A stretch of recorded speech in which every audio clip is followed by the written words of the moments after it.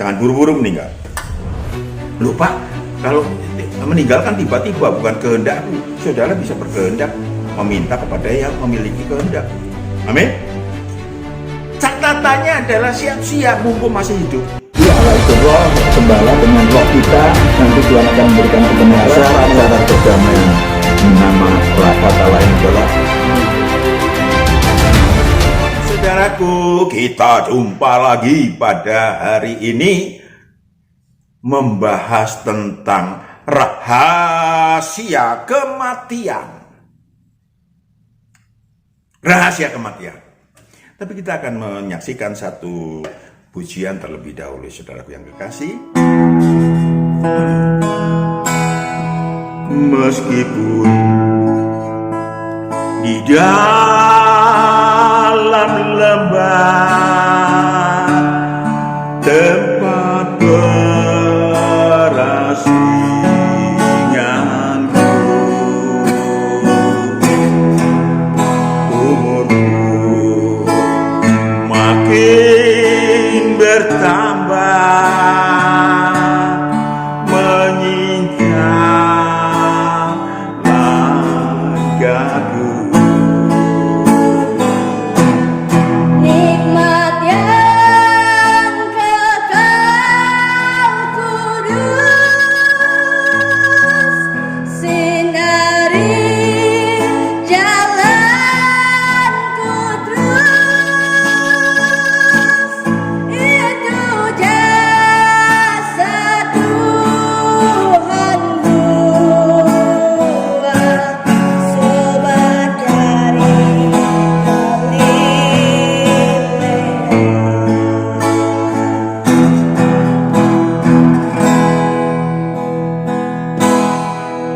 Di tengah susah sengsara, dalam malam yang sepi, sobatku serta saudara rajaku terdengar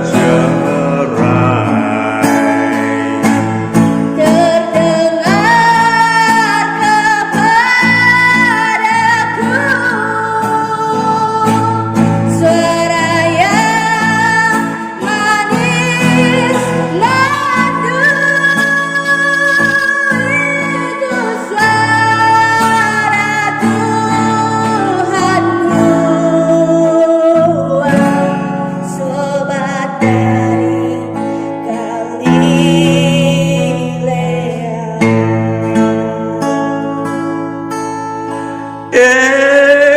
itu jasa Tuhan.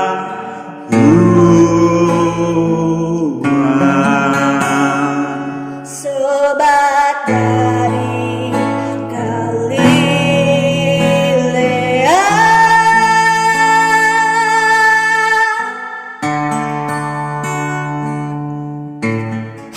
Sesungguhnya kematian manusia bukanlah suatu akhir dari perjalanan hidup manusia. Ini yang harus disadari. Ini yang harus paling kita sadari. Jadi kalau belum siap, jangan buru-buru mati. Karena mati itu awal dari kehidupan roh. Tubuh mati, tapi rohnya yang jurusannya tinggal dua. Jurusan ke atas, yaitu jurusan ke Firdaus yang indah luar biasa, yang diharapkan oleh umat manusia, atau masuk ke alam maut, siksa kubur, dunia orang mati yang sangat mengerikan. Sesungguhnya merupakan pilihan saudara. Sesungguhnya merupakan pilihan kita, saudaraku yang kekasih. Kita akan membahas apa itu kematian. Saya tidak akan membahas dari sudut medis.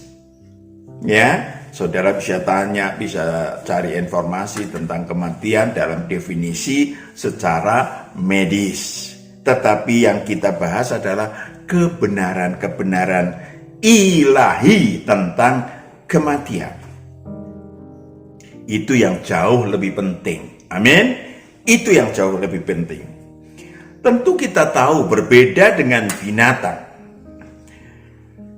yang hanya memiliki tubuh alamiah, memiliki tubuh dan jiwa. Saya dan saudara adalah manusia, ya, yang diciptakan Allah dengan tujuan untuk menjadi anak-anak Allah di bumi. Sementara kalau binatang menjadi sarana pelajaran. Kejadian 2 ayat 18 sampai 20. Sarana pelajaran. Perilakunya, ya, besarnya, kecilnya. Kejadian 2 ayat 18 sampai 20. Tuhan Allah berfirman, tidak baik kalau manusia itu seorang diri saja. Aku akan menjadikan penolong baginya yang sepadan dengan dia. Yang sepadan. Tadinya Allah juga tahu, cuman ini mengajar manusia. Sepadan itu punya tubuh, jiwa, dan roh. Mempunyai roh, tubuh, dan jiwa. Terus? Lalu Tuhan Allah membentuk dari tanah segala binatang hutan dan segala burung di udara. Dibawanya semuanya kepada manusia itu. Yes. Untuk melihat bagaimana ia menamainya. Melihat, Adam itu melihat bagaimana menamainya. Itu berjuta tahun. Lanjut. Dan seperti nama yang diberikan manusia itu kepada tiap-tiap makhluk yang hidup, demikianlah nanti nama itu.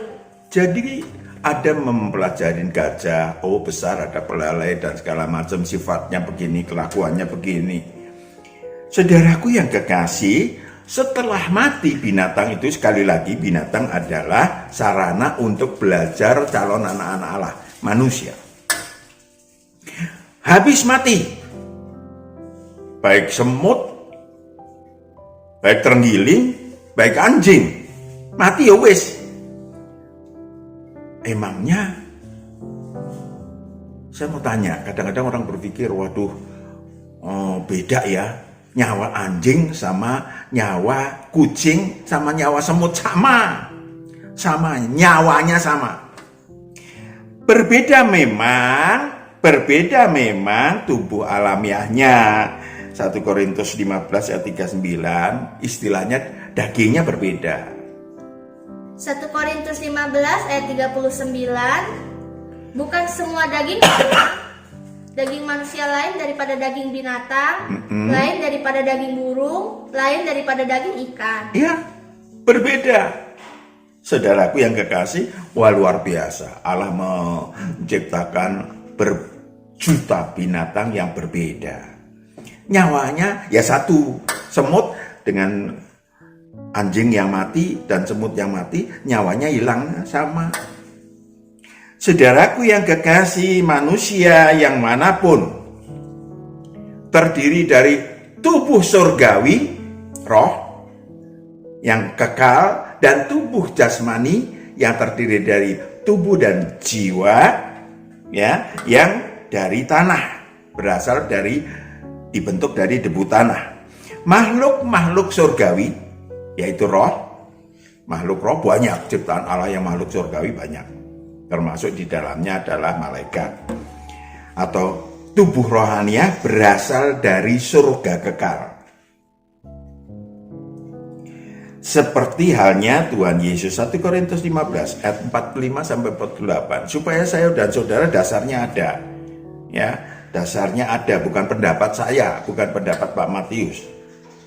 1 Korintus 15 ayat 45 sampai 48. Seperti ada tertulis, manusia pertama Adam menjadi makhluk yang hidup, tetapi Adam yang akhir menjadi roh yang menghidupkan. Ya, ditiupkanlah roh.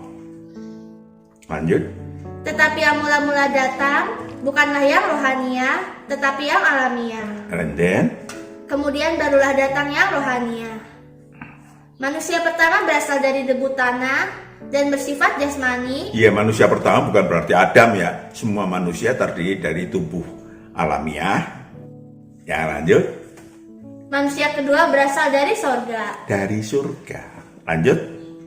Makhluk-makhluk alamiah sama dengan dia yang berasal dari debu tanah. Iya, makhluk-makhluk alamiah sama dengan dia yang berasal dari debu tanah. Lanjut. Dan makhluk-makhluk sorgawi sama dengan dia yang berasal dari sorga. Dia huruf besar yang berasal dari surga. Jelas? Jelas, saudaraku? Beda antara manusia dan binatang. Seorang yang meninggal, jangan buru-buru meninggal. Loh Pak, kalau meninggal kan tiba-tiba, bukan kehendakku. Saudara bisa berkehendak meminta kepada yang memiliki kehendak. Amin. Catatannya adalah siap-siap mumpung masih hidup. Siap-siap untuk kapan-kapan kalau memang saudara mengerti bahwa bisa meninggal kapan saja di mana saja, ya siap-siap. Mari kita tengok apa yang disiap-siapkannya. Seorang yang meninggal artinya tubuh alamiahnya mati. Maka tubuh rohaniahnya yang kekal, tubuh rohaniahnya yang kekal memiliki dua kemungkinan. Jadi saya ulang sekarang diurai. Menghuni alam maut, roh saudara, roh saya ada dua kemungkinan kalau meninggal. Saya nggak mau. Saya berjuang untuk tidak masuk. Yang pertama menghuni alam maut, siksa kubur, dunia orang mati. Ada yang menuju ke dunia orang mati.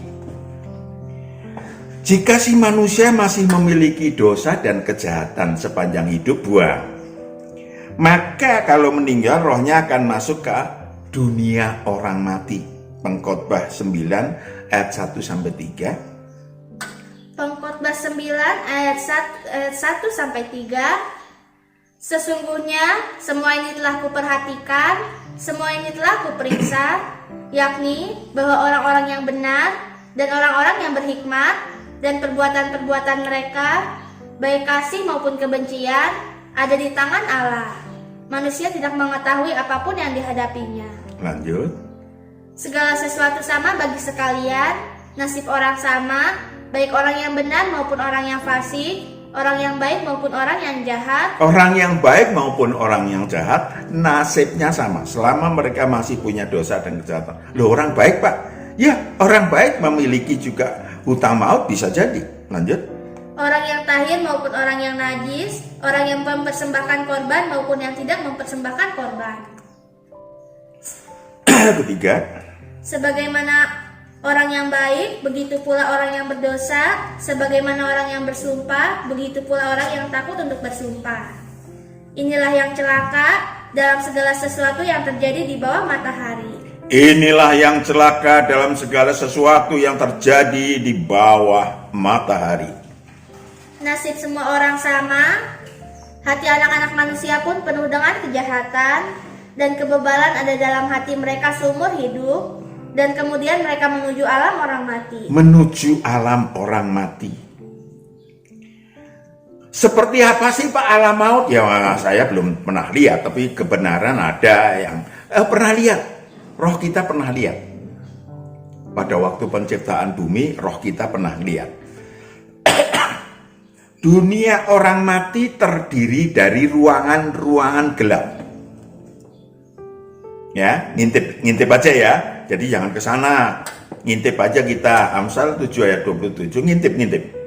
Ya, ngintip. Ya, itu terdiri dari ruangan gelap. Amsal 7 ayat 27, rumahnya adalah ruangan maut. Sorry. Rumahnya adalah jalan ke dunia orang mati yang menurun ke ruangan-ruangan maut. Yes.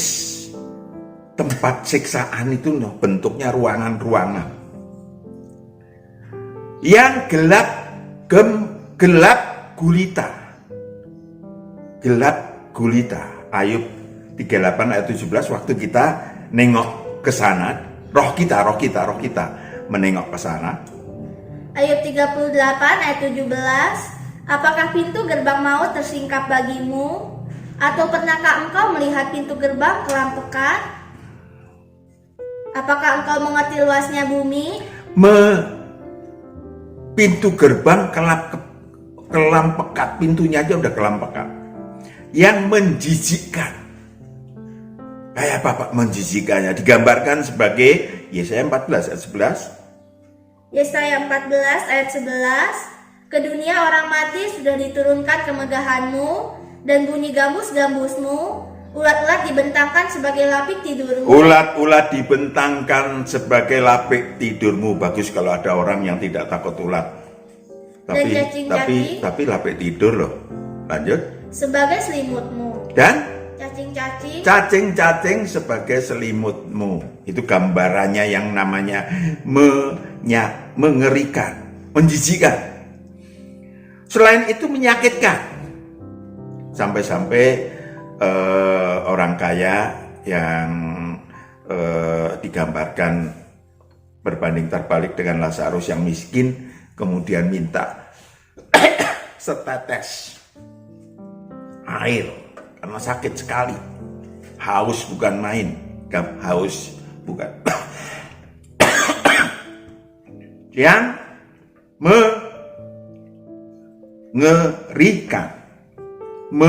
mengerikan, ya, digambarkan demikian. Jadi ada haus saya.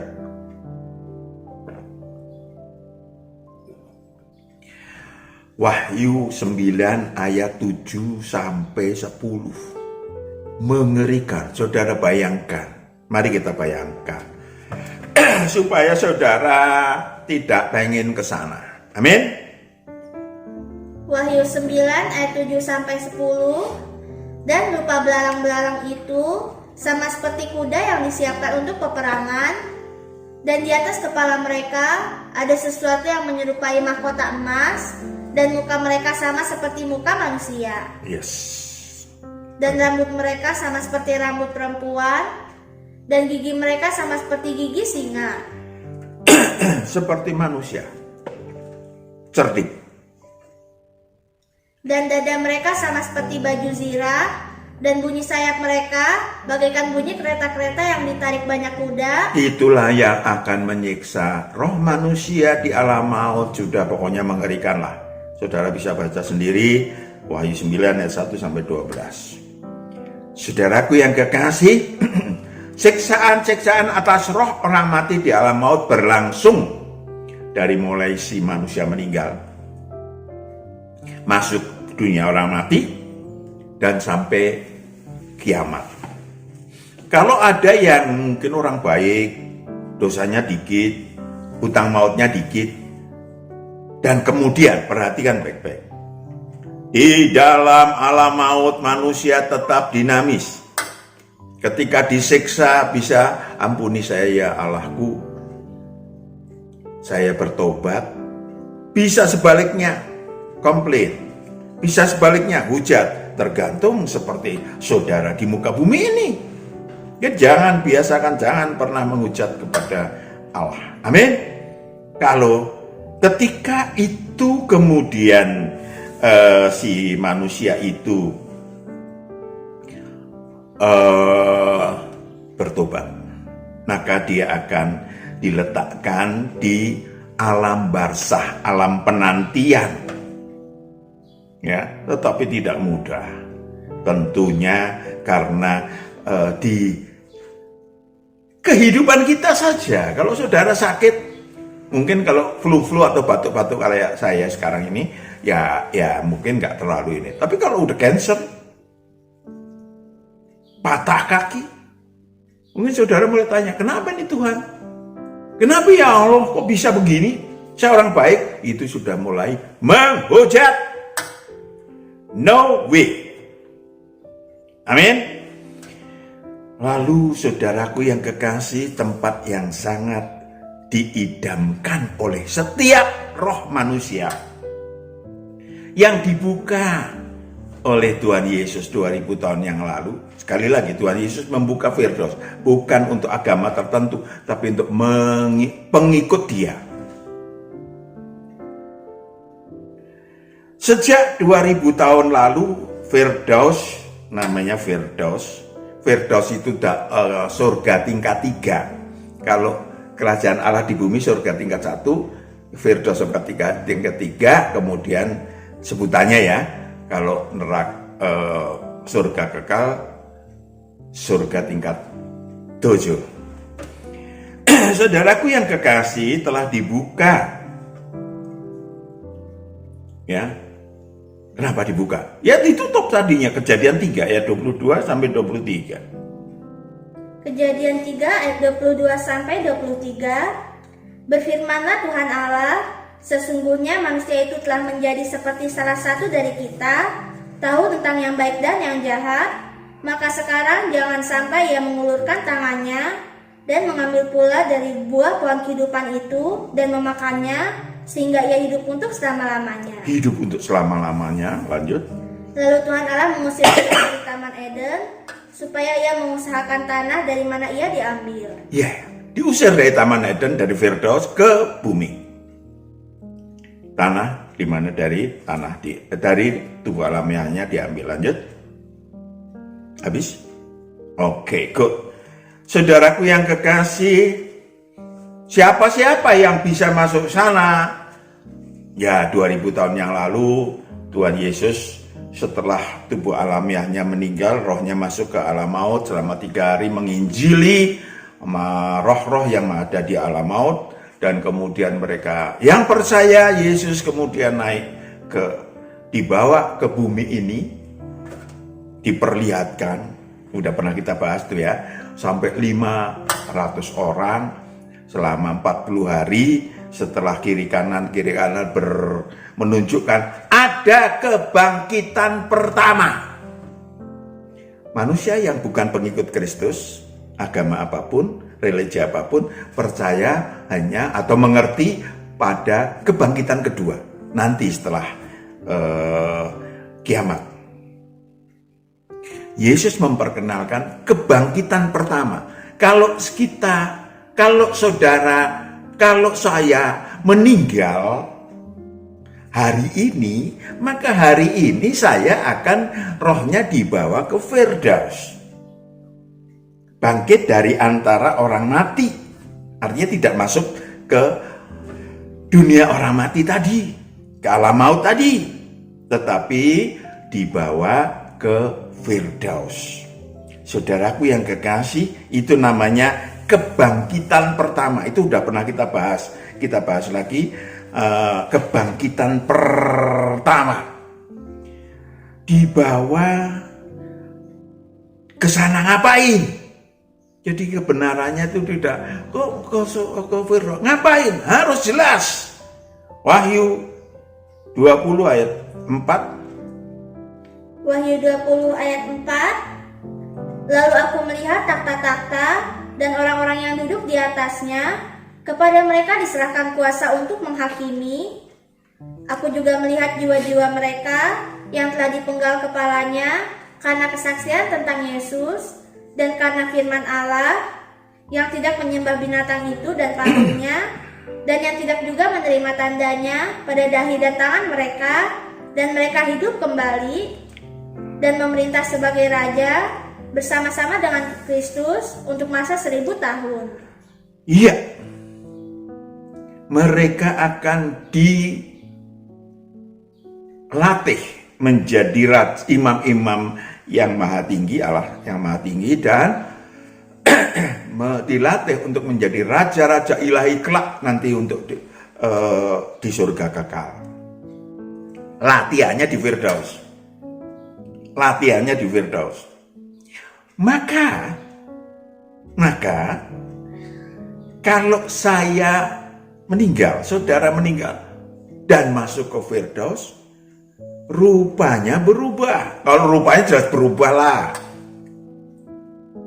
karena nggak ada rupa kayak sekarang. Nanti kan tubuh alamiah.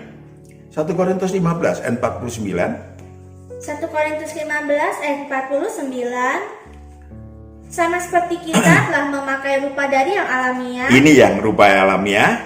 Demikian pula kita akan memakai rupa dari yang surgawi. Rupa dari surgawi yang tentu saja tergantung.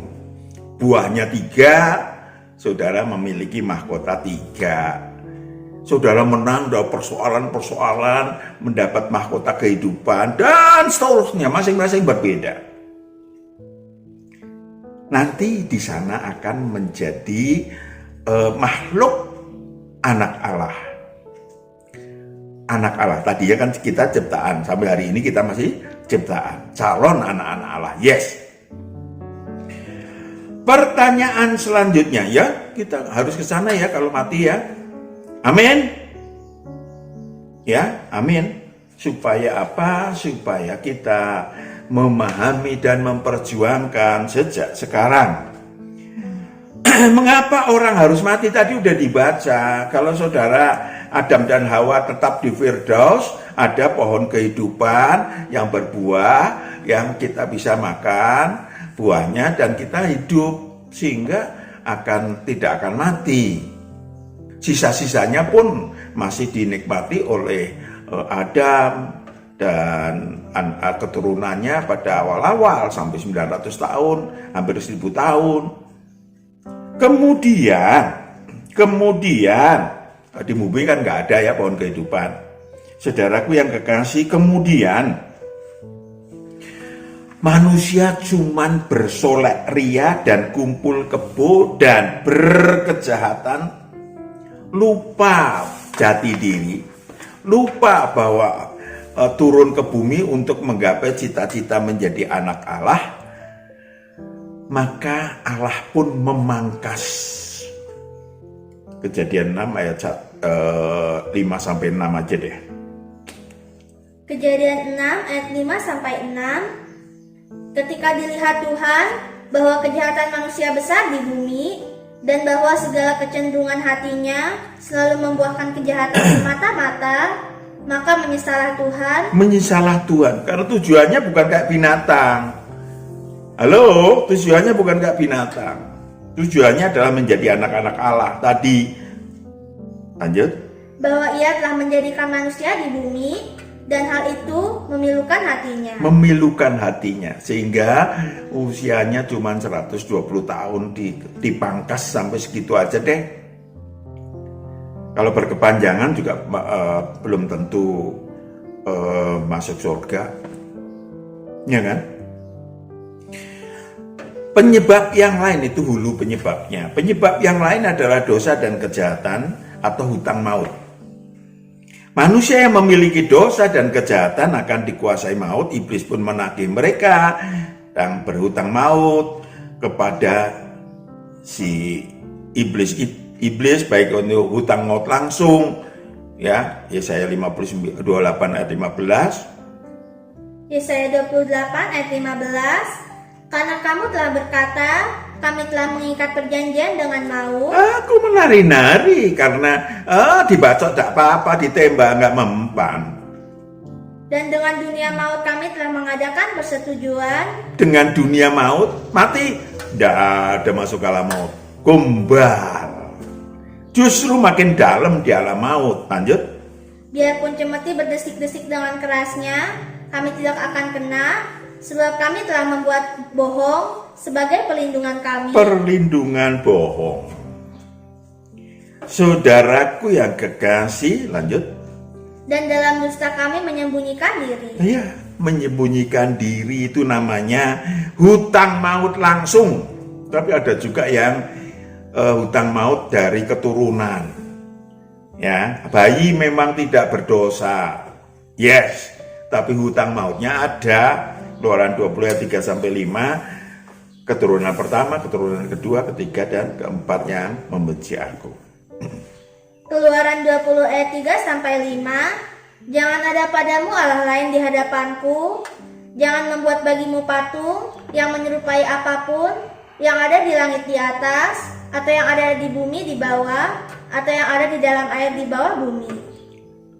Jangan sujud menyembah kepadanya atau beribadah kepadanya, sebab aku, Tuhan Allahmu, adalah Allah yang cemburu, yang membalaskan kesalahan bapa kepada anak-anaknya, kepada keturunan yang ketiga dan keempat dari orang-orang yang membenci aku. Yes. Lanjut. Tetapi aku menunjukkan kasih setia kepada beribu-ribu orang yaitu mereka yang mengasihi aku. Yang mengasihi aku. It depend on you. Mengasihi Tuhan yang menciptakan saudara atau tidak. Mengasihi artinya berbuah banyak. Mengasihi artinya memuliakan dia. Cuman mengasihi adalah minta diberi oleh Tuhan. Bukan. Oke, kita lanjutkan. Saudara, dengan demikian iblis bisa berpencak silat. Berpencak maut. Ya. Wahyu 6 ayat 7 sampai 8. Bisa membunuh si manusia. Tadi kan pertanyaannya, siapa yang bisa membunuh? Bisa. Bisa membunuh manusia itu, iblis juga bisa membunuh manusia. Juga Tuhan bisa membunuh manusia. Silakan. Wahyu 6 ayat 7 sampai 8. Dan ketika anak domba itu membuka meterai yang keempat, aku mendengar suara makhluk yang keempat berkata, "Mari." Dan aku melihat, sesungguhnya ada seekor kuda hijau kuning, dan orang yang menungganginya bernama Maut, dan kerajaan maut mengikutinya. Itu dia. Maut dan kerajaan maut. Seseorang yang memiliki hutang maut, maka dia memiliki hutang maut, maka dia memiliki apa yang disebut sebagai iblis punya hak menimpakan maut, nasib buruk kepada si manusia, tubuh alamiah manusia, dan mencengkeram dalam kerajaan maut rohnya. Maka fasilitas ini ada sejak 2000 tahun yang lalu. Wahyu 1 ayat 17-18. Wahyu 1 ayat 17 sampai 18. Ketika aku melihat dia, tersungkurlah aku di depan kakinya, sama seperti orang yang mati, tetapi ia meletakkan tangan kanannya di atasku, lalu berkata, "Jangan takut. Jangan takut. Aku adalah yang awal, dan yang akhir, dan yang akhir, dan yang hidup. dan yang hidup.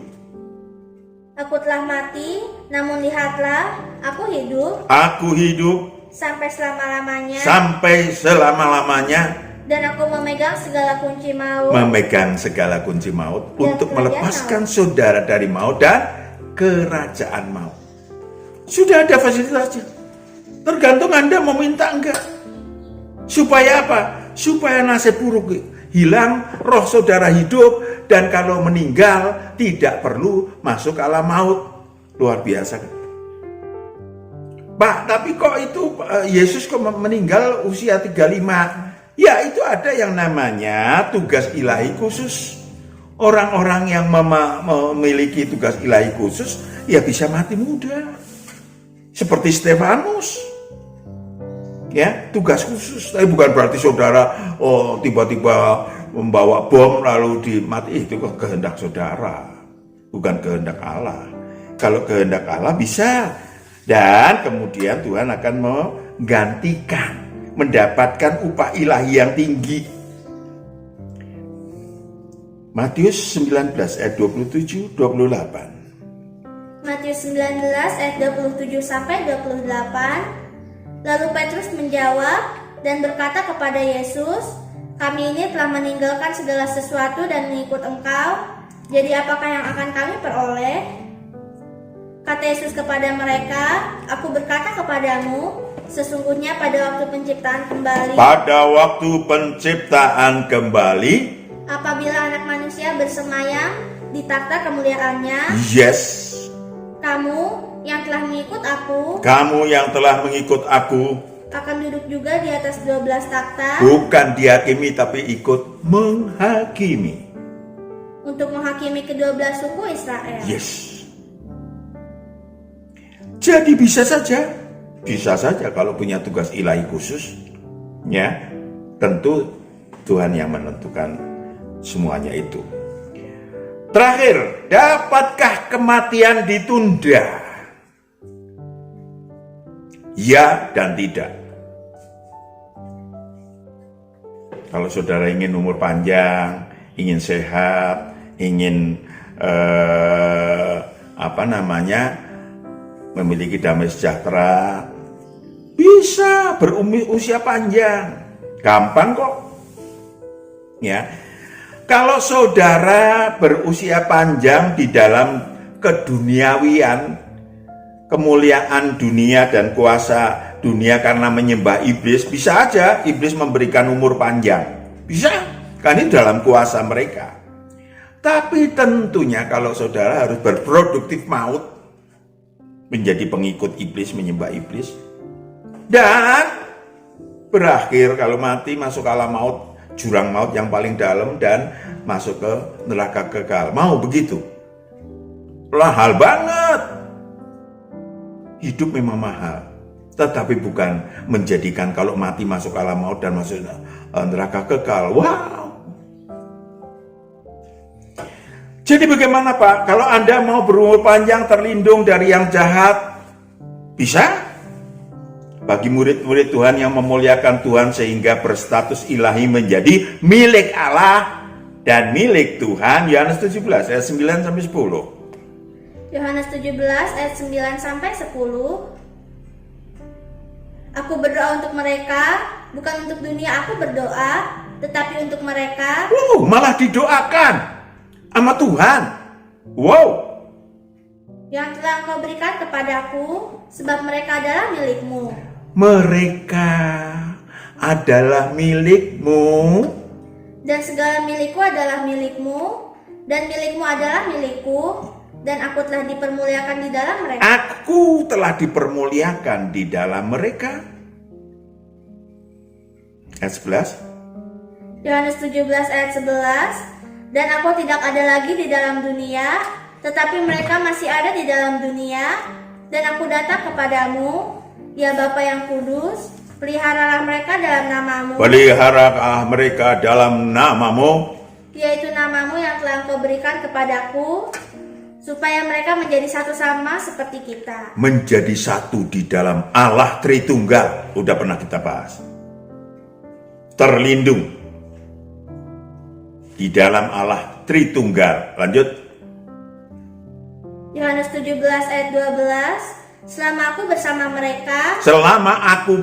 mereka, aku memelihara mereka dalam namamu. Aku memelihara mereka dalam namamu, yaitu namamu yang telah Kau berikan kepadaku. Yes. Aku telah menjaga mereka, dan tidak ada seorang pun dari mereka yang binasa. Yes.